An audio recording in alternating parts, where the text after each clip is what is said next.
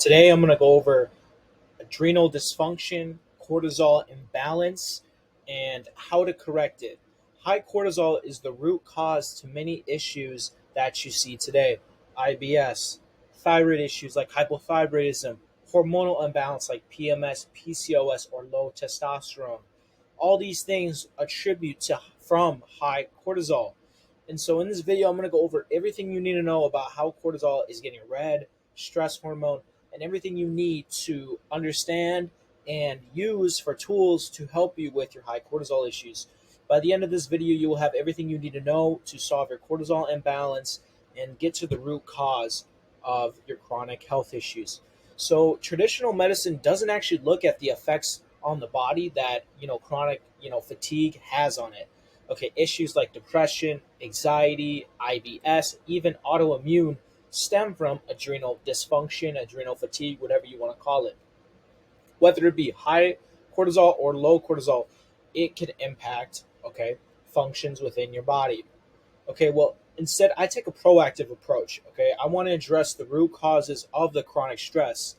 Okay, whether it be from lifestyle, environmental, that influence the HPA axis. Now, in this video, I will go over how stress is being heard within the body and then signaled throughout the body. A big thing to remember here is that 75 to 90% of all primary care doctor visits are from an overabundance of stress. Okay, so many people see in the doctor that are dealing with very chronic health issues, whether it be gut issues, thyroid issues, just chronic fatigue, is from stress. Okay, so everyone is at risk for stress, but what is stress? So stress is not just one thing. Okay, stress can be many things. It comes in many forms. Okay, so everyone's at risk. Um, we can see, overabundance of stress, overuse of caffeine and stimulants. Okay, too much, coffee, caffeine, energy drinks. That is a stress. Okay, drug or alcohol abuse. Okay, in the evening that disrupts circadian rhythm, and then obviously alcohol is a toxin, so that's going to disrupt the body and it gets signals as a stress. Tobacco use, stress. Okay, too much, TV time, high dopamine, that's a stress. Okay, see, there's many forms of stress. Playing too much video games. So there's so many different stressors. Okay, overeating is a stress, but also undereating is a big stress. Overworking is a stress, but also underworking is a stress. You see how there needs to be like this fine line of different things for you. Okay, and so also oversleeping can be a stress, but then undersleeping can be a stress. So all these things are stressors, but it just sounds like stress is like this noun, but it's many different things. Okay, which then goes into the increase in prescriptions from doctors to manage this stress issue. Antidepressants, anti-anxiety meds, anti-inflammatories, okay, acid blockers, cholesterol reducers, anti-hyperintensives, all things, these drugs they're getting used because there's high stress going on. So we have to understand that stress is not just one thing, it is many different things. Okay, emotional, financial, okay, trauma is a stress. Okay, over exercising, too much toxins in your body is a stress. All these things attribute to stress. So how does actually stress work and how does it signal in the body? So right now I'm going to go over the stress response. So you have something called your HPA axis, which is your hypothalamic pituitary adrenal axis. These are going to be some big words, but it's very important for you to kind of understand. So the HPA axis is obviously like a crucial neuroendocrine system, okay, that plays a central role in a lot of bodily functions. Okay, so it involves the hypothalamus, pituitary, and the adrenal glands. So your hypothalamus is in your brain, your pituitary gland is in the brain, but your adrenals are above the kidneys. Okay, so we want to look at how does it work. Okay, so well, it starts with primarily your amygdala. So your amygdala detects the stress. Now, here's the thing that many people don't know, that stress could be a good stress or a bad stress. Okay, so what is a good stress? Well, exercise, that's a good stress. Okay, you lift the weight, that's a stress, but it creates a pro-adaptive response. So you build muscle, get stronger. Okay, it's called hormesis. Hormesis is when a negative response creates a pro-adaptive response. Now, don't let this go over your head. Think about it as working out is a stress in the body, but it creates a pro-adaptive response. So it's positive. You build muscle, you get strength. Calorie deficits is a stress in the body, but you get a pro-adaptive response, either lower blood sugar, weight loss, things like that. So that's just a breakdown right there. So how is stress actually getting interpreted inside the body? So you have the amygdala. The amygdala then signals to the hypothalamus. So the amygdala detects the stress, it signals to the hypothalamus. Okay, so then the hypothalamus releases something called cortico releasing corticotropin releasing hormone into the bloodstream. Okay, and then it travels to the pituitary gland, which is a pea-sized gland located in the base of the brain. There, it stimulates the release of adrenocorticotropic releasing corticotropic hormone (ACTH). Okay, so amygdala detects the stress. The hypothalamus signals CRH, corticotropin releasing hormone, into the bloodstream to the pituitary, and then from the pituitary, it releases adrenocorticotropic releasing hormone. Okay, and that hormone then signals to the adrenals, which are on top of the kidneys. Then the adrenal glands release stress hormones, mainly cortisol and epinephrine, also known as adrenaline, into the bloodstream, and you get the stress response.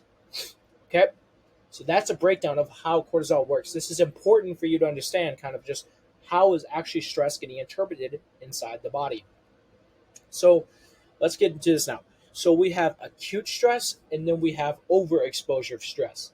So acute stress is obviously situational, a workout, sports, important meeting, audition, things like that. Like that's an acute stress. Okay, but what happens is that when that acute stress gets prolonged, it becomes chronic stress. So when it becomes chronic, it can, no matter what it is, unhappy relationship, toxic overload, too much overtraining, too much undereating, too much undereating, or overeating, too much under exercise. Like all these are stressors, but then it can become chronic. So what happens is that when it becomes overexposure of stress, it becomes chronic. So obviously the body, it impairs insulin, it, disrupts the immune system, your reproductive health, your bone health, your mood, your memory, your blood glucose, and hormones. And then it will disrupt homeostasis. So it's kind of your control center. So when you're dealing with high amounts of stress, it disrupts homeostasis. Okay. And that's just a go around right there. So I'll link all these slides below in the video, so you're not going to have to worry. You're going to have them with you throughout the video. And I'm going to link stuff to them, so I would highly suggest going through it. So stress is not just an adrenal problem. Okay. So many things can affect, stress can affect many systems in the body, starting with obviously glucose. So if you're dealing with high stress, it impairs blood sugars. So if you have elevated blood sugars, it can come from high stress. Okay, it can increase visceral fat deposits. So if you're dealing with very high stress, your body becomes, conservative. Now your body doesn't want to burn fat. Okay, it can decrease thyroid function.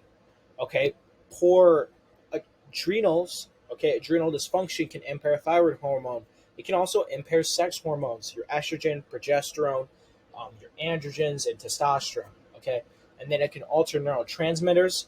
It can increase oxidative stress, increase inflammation, impair immunity, and increase bone loss. So all these things right here, all these things are impact from high stress. So stress is good though. Stress brings inflammation.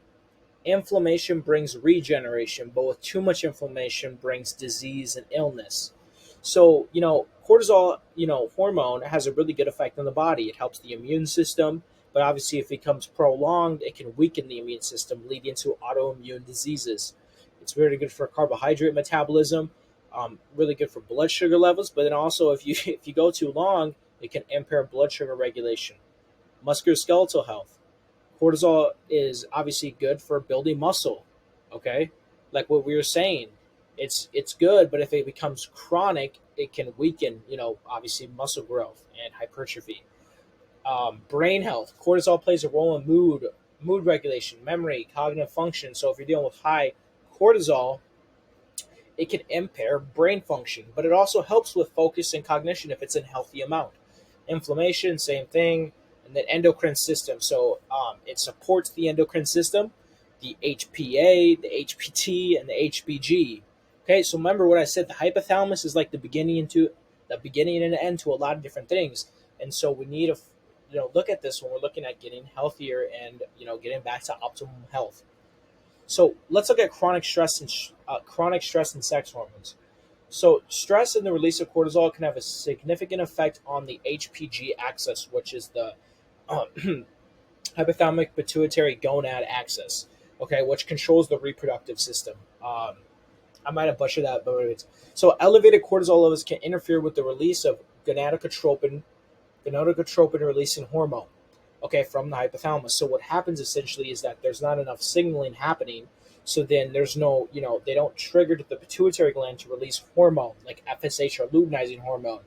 Okay, so if you're not getting enough FSH because you're dealing with high stress, okay, it's going to mess up your menstruation if you're a woman.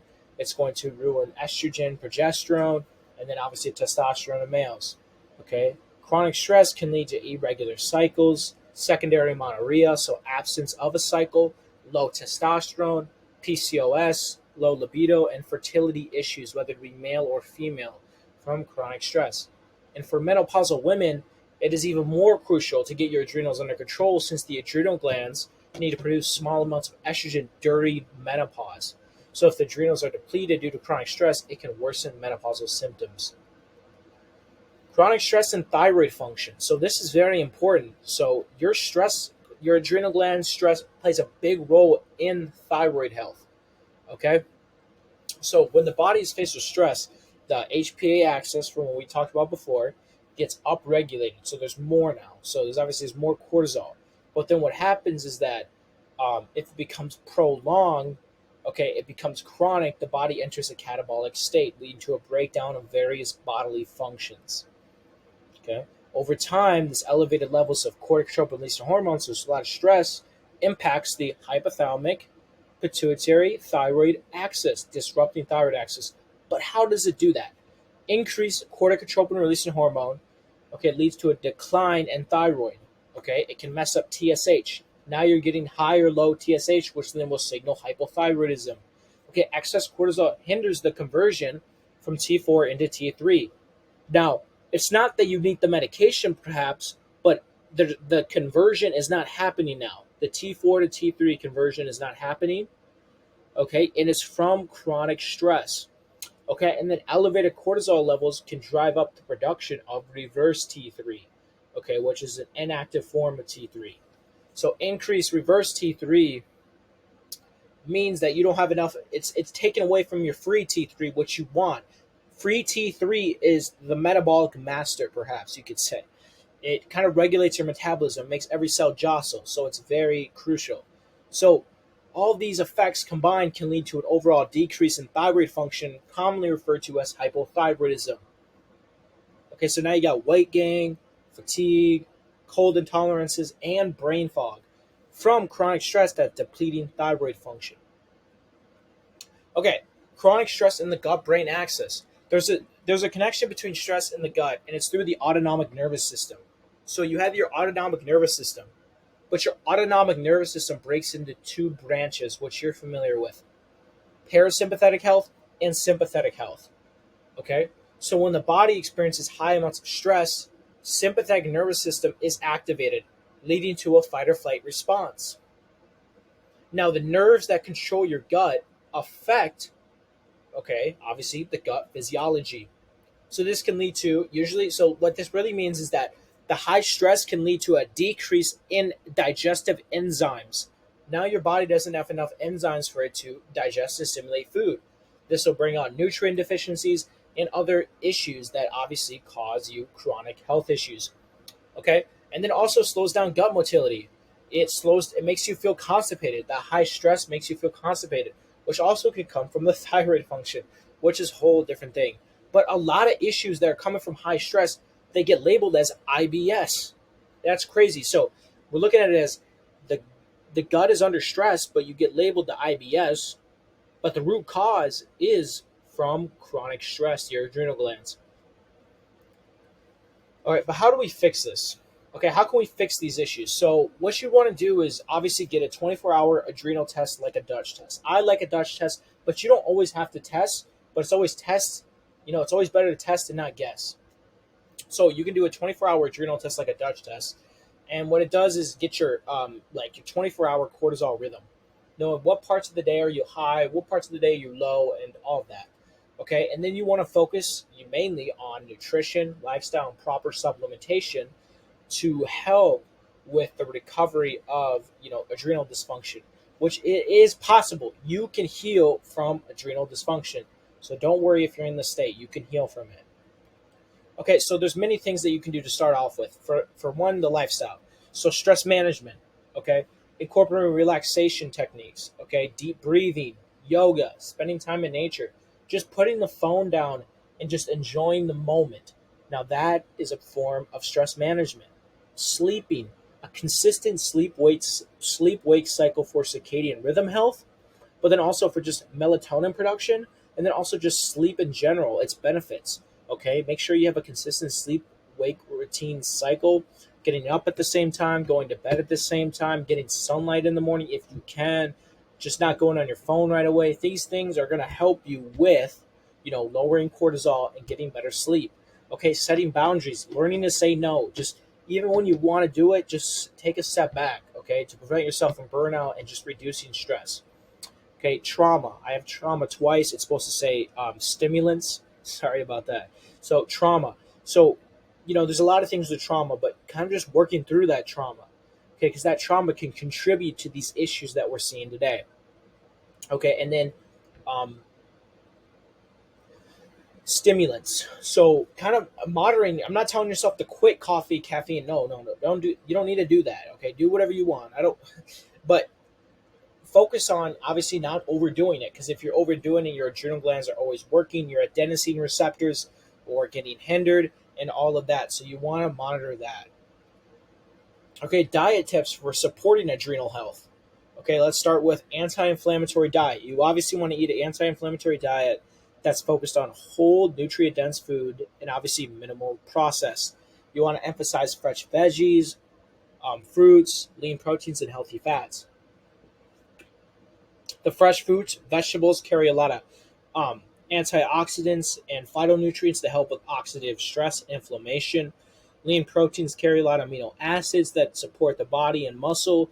And then healthy fats obviously produce help with hormone production and even nourishing the adrenal glands. Okay, so you want to also do some type of elimination diet, more so elimination where if you're dealing with a food allergen and if you eat the food that obviously you're, whatever you're having a reaction to, it increases stress because it's inflammation. So you want to, consider an elimination diet if you suspect food reactions or sensitivities. Okay, you want to make sure you're having mono and polyunsaturated fats. Okay, this helps, like I said, with hormonal imbalance, but then also helping adrenal health. Okay, you're going to want to make sure you're hydrated. Okay, staying hydrated, clean water, supporting overall health and adrenal function. Okay, you want to practice mindful eating. Just slow down when you eat. Okay, eat at a very good pace. Okay, don't use your phone during meals, to be honest. Just sit down and enjoy your meal in peace. Okay, and then make sure you're doing regular meal timing for circadian health and just overall regulating blood sugars.